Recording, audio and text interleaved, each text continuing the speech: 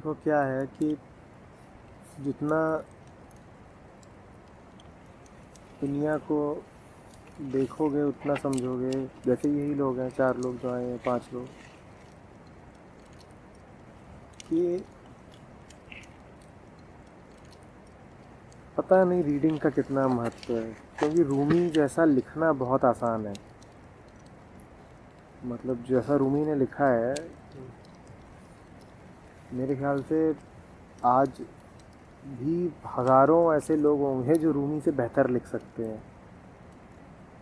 तो वर्ड्स को देख के ये बता पाना बड़ा मुश्किल है कि मामला क्या है। तुम बिल्कुल नकली आदमी हो सकते हो और फिर भी हो सकता है कि तुम बिल्कुल रूमी जैसा लिखते हो, बल्कि हो सकता है रूमी से बेहतर लिखते हो।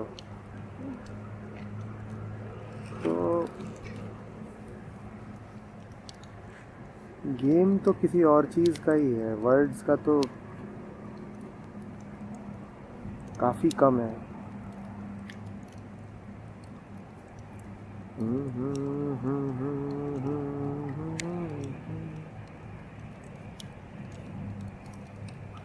या तो ये हो ना कि लंबा चौड़ा कोई ऐसे है या टॉक है, तो उसमें कलई खुलने के चांसेस रहते हैं। जब बहुत सारा लिखो तो उसमें कहीं ना कहीं चूक कर जाओगे, तुम्हारी कलई खुल जाएगी कि देखो क्या लिख रहा है।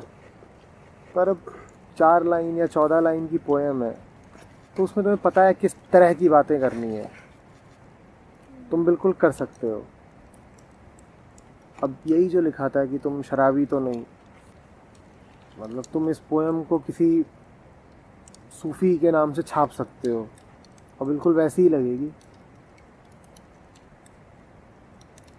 मतलब बेसिकली तुम एक फैक्ट्री डाल सकते हो पोएम निकालने की, जहाँ से दिन में 40 पोएम रोज़ निकल रही हैं और बिल्कुल सूफियाना है।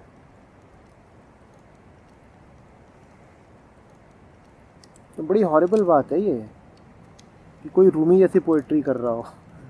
इससे ज़्यादा हॉरिबल बात नहीं हो सकती। नहीं समझ रहे हो कि जो किसी का हाईएस्ट एक्सप्रेशन है वो भी किसी ने इंटरनलाइज कर लिया विदाउट एनी इंटरनल चेंज। कोई चेंज नहीं हुआ है, तुम वही के वही हो। और तुमने रूमी की पोइट्री भी कोऑप्ट कर ली है, तुमने वैसा लिखना भी शुरू कर दिया है।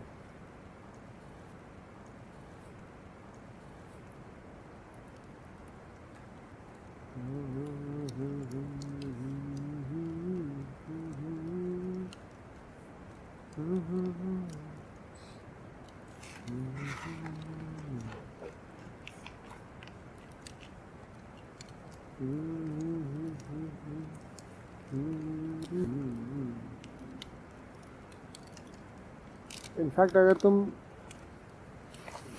वाक्यों की बनावट वगैरह पे गौर करो तो सेंटेंसेस में तो हमेशा ही एक पैटर्न होता है। कॉपी करना हमेशा ही बहुत आसान है। उपनिषद भी कॉपी किए जा सकते हैं। पैटर्न ही तो है, यही लिखना है ना। सारे पैराडॉक्सेस एक साथ ले आ दो। He is in day and he is in night, he is neither in day and nor in night. समझ रहे हो ना? He is in land and he is in water, he is neither in land nor in water. ये ले बन गया, श्लोक बन गया।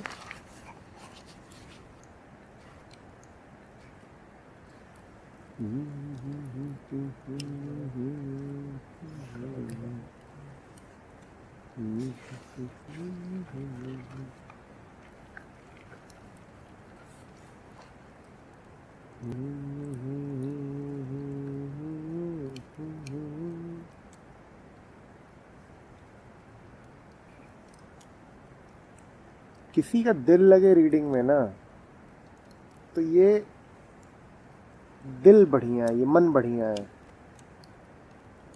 तो रीडिंग एक इंडिकेशन ज़रूर है कि मन बढ़िया है, पर रीडिंग ही कोई फ़ायदा देती है ये नहीं कह सकता मैं। हाँ, जिसका मन रीडिंग में लग रहा हो वो मन खुद सही रास्ते पे जा रहा है तो ठीक चलेगा। तो रीडिंग एक तरह का इंडिकेटर है, पर कॉज नहीं है। दोनों बातों में अंतर समझो ना। जैसे स्पीडोमीटर होता है, स्पीडोमीटर स्पीड दिखाता है, पर स्पीडोमीटर कोई स्पीड का कॉज थोड़ा ही होता है, इंडिकेटर होता है ना बस। तो रीडिंग भी शायद बस इंडिकेटर है। किसी का मन अगर रीडिंग में लग रहा है तो it's an indication that the mind is healthy. पर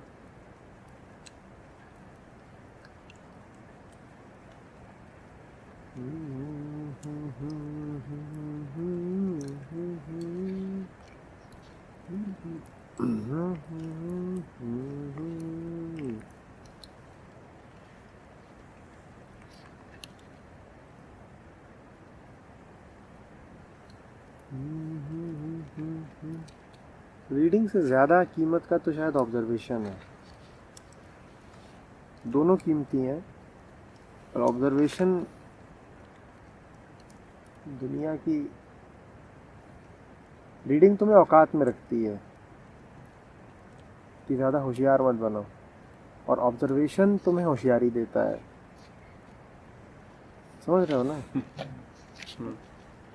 रीडिंग का संबंध फेथ से है, ऑब्जर्वेशन का संबंध इंटेलिजेंस से है। दोनों ज़रूरी हैं। आपने ये बात 21st कैम्प में कही थी, इन दोनों को ही कहा था कि दोनों साथ साथ होनी चाहिए।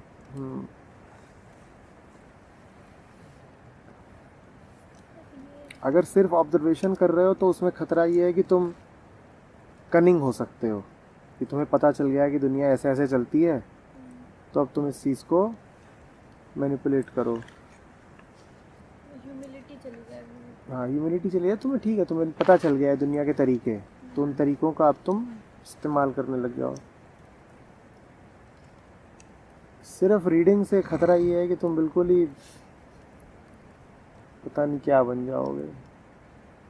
दोनों एक साथ हो तो कुछ होता है, पर अगर दोनों में किसी एक को चुनना हो तो मैं ऑब्जर्वेशन को ही चुनूंगा।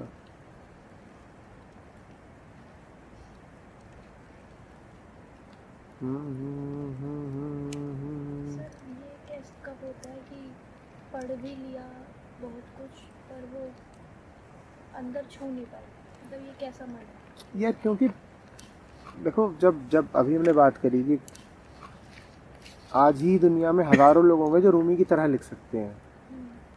इसका मतलब क्या है? इसका मतलब मन में कैपेसिटी है उन वर्ड्स को सोख लेने की और कॉप्ट कर लेने की। जब मन रूमी के वर्ड्स की नकल उतार सकता है, उन्हें प्रोड्यूस कर सकता है, तो फिर जब रूमी के वर्ड्स आ रहे होंगे किसी मन तक, तो उसमें फिर ये भी ताकत है ना कि उनको सोख ले। तो ये बिल्कुल हो सकता है। You can become used to that kind of language, कि रूमी इस तरीके से बात करते हैं, या उपनिषदों की भाषा ऐसी है, या कुछ और, या कबीर को। अब कबीर के नाम पे जो दोहे चलते हैं उसमें से मुश्किल से 20% कबीर के हैं, पर बाकी 80% भी बता पाने मुश्किल होंगे कि कौन से वाले नकली हैं, जबकि 5 में से 4 नकली हैं। क्योंकि बिल्कुल कबीर जैसे दोहे लिखे जा सकते हैं। तुम एक बार कबीर का पैटर्न देख लो कि कैसे कैसे क्या क्या बोलते हैं, फिर उसी पे लिखना शुरू कर दो। दोहे नहीं, भजन। कबीर के 80% जो कबीर के नाम पे भजन चलते हैं ना, वो नकली हैं, वो किसी और के हैं, या कबीर के ही किसी पूरे जो उनकी ट्रेडिशन है उसमें किसी और के हैं, उसने कबीर के नाम से लिख दिया है।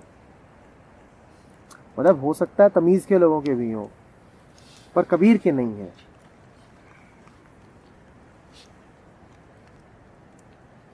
ये तो कोई फ़क्र की बात हो ही नहीं सकती है कि कोई अच्छा राइटर या स्पीकर है। नकली उपनिषद भी हैं, तभी तो 12 पकड़ लिए गए हैं, उनको बोला था यही प्रमुख है, बाकी है ही नहीं।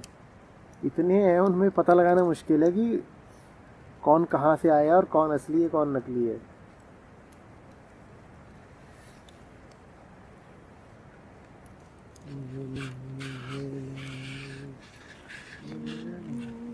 एक्चुअली नहीं पता चलता यार, ये ओरिजिनल वाली जो बात है ना, फैक्ट ये है कि अगर किसी ने काम कर रखा है और तुम उसको देख करके दोबारा कर रहे हो ना, तो उससे बेहतर ही करोगे। बल्कि तो सिंगिंग में भी रहता है, कोई पुराने सिंगर का गाना हाँ, रहता है, हाँ। वो कहता है यार इसने ज़्यादा अच्छा गाया उससे। उससे तुम बेहतर ही करोगे, इसमें कोई वो शक की बात ही नहीं है। इनफैक्ट किसी ने अपना होमवर्क किया खुद और फिर कोई उसकी नकल उतारे ना, तो उससे बेहतर ही करेगा, क्योंकि तुम उसकी गलतियां भी थोड़ी हटा दोगे। ये वो जो ओरिजिनल काम होता है ना, वो कभी परफेक्ट नहीं होता। क्रिएटिविटी में हमेशा इम्परफेक्शंस और लोचे रहते ही रहते हैं, क्योंकि वो स्पॉन्टेनियस चीज़ है, प्लान्ड नहीं है। जो भी चीज़ स्पॉन्टेनियस होगी उसमें कहीं कुछ छोटी मोटी कुछ ना कुछ रह जाएगी। नेचर में तुम कभी परफेक्ट फूल नहीं देखोगे फॉर एग्जांपल, पर एक आर्टिस्ट का जो फूल होगा वो बिल्कुल परफेक्ट हो सकता है। ये बड़ी मतलब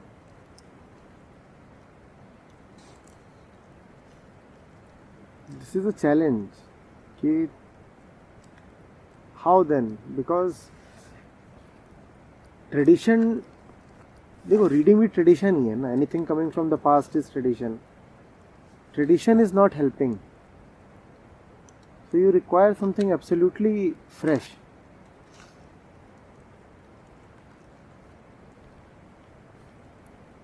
वो तो ऑब्जर्वेशन ही हो सकती है और कुछ भी नहीं। नॉर्मली टीचर्स जो उनकी खुद की और जो राइटिंग्स होती हैं वो शायद ज़्यादा इफेक्टिव रहती हैं, बजाय इसके कि वो प्रीवियस स्क्रिप्चर्स की मतलब जैसे रीडिंग्स थे उसके बारे में। नहीं तो रूमी की अपनी ही तो है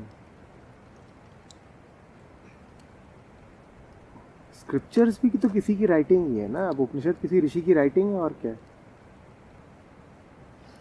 जैसे रूमी कुछ कह रहे हैं लिख रहे हैं, वैसे ऋषि ने भी किया है यही। नहीं सर, मतलब जैसे आप ही की जो राइटिंग्स अब तक जो लेक्चर्स हुए हैं, अगर उन्हीं के ऊपर कोई इंट्रोडक्टरी लेक्चर हो वो एक रीडिंग्स के तौर पे दिए जाएँ और उसके बाद फिर या तो उसी पॉइंट से उससे एक नेक्स्ट लेवल से स्टार्ट किया जाए।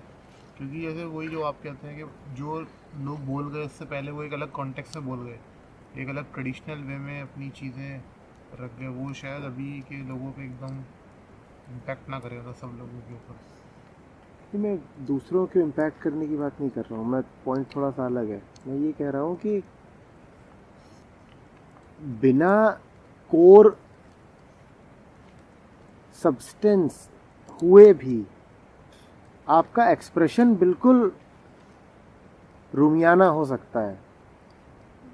आप भीतर से हो सकता है बिल्कुल ख़त्म हो, खाली सड़े गले एकदम कुछ भी नहीं, लेकिन आपका एक्सप्रेशन फिर भी रूमियाना हो सकता है।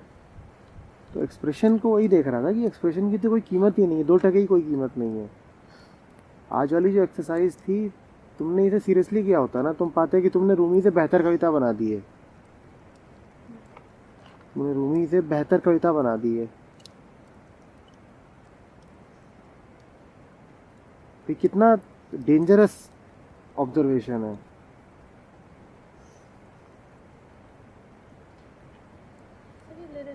तो जैसे मोरालिटी के प्रिंसिपल्स होते हैं, वैसे ही स्पिरिचुअलिटी के भी प्रिंसिपल्स बन गए हैं।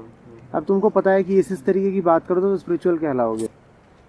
तो बड़ा बोरिंग और बड़ा प्रिडिक्टेबल और गंदा गेम हो गया ये।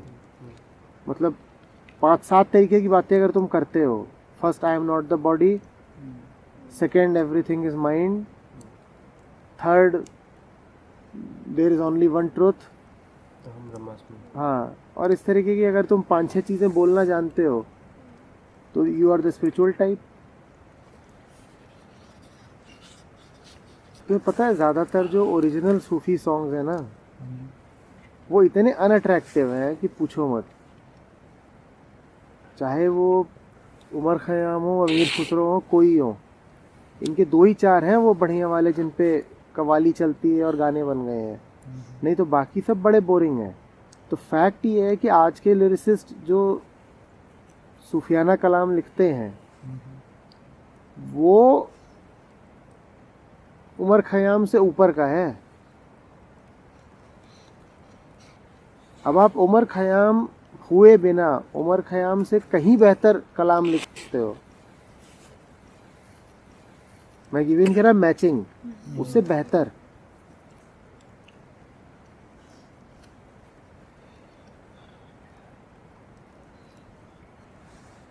मैं कह रहा हूँ कि तुम में इम्प्रूवमेंट हो रहा है। ये इसका कोई बहुत डेफिनिट बैरोमीटर ये नहीं है कि तुम अब रूमी की तरह बोलने लग गए हो, क्योंकि एक से एक फालतू बैठे हैं जो रूमी की तरह बोल रहे हैं। बल्कि उस पर तो शक ही करो जो रूमी की तरह बोलता हो। उस पर तो ऐसी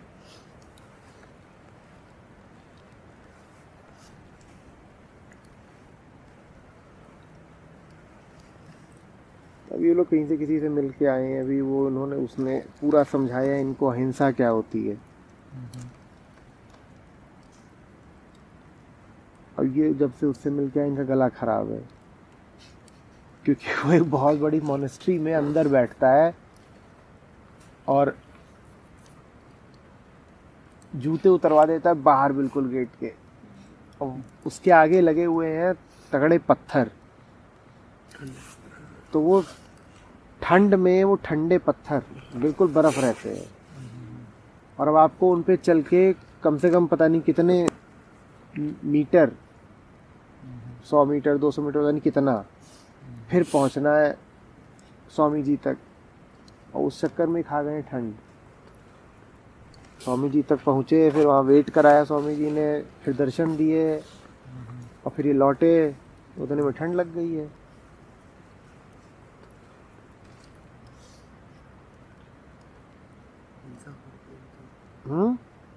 अहिंसा बता के हिंसा कर दी।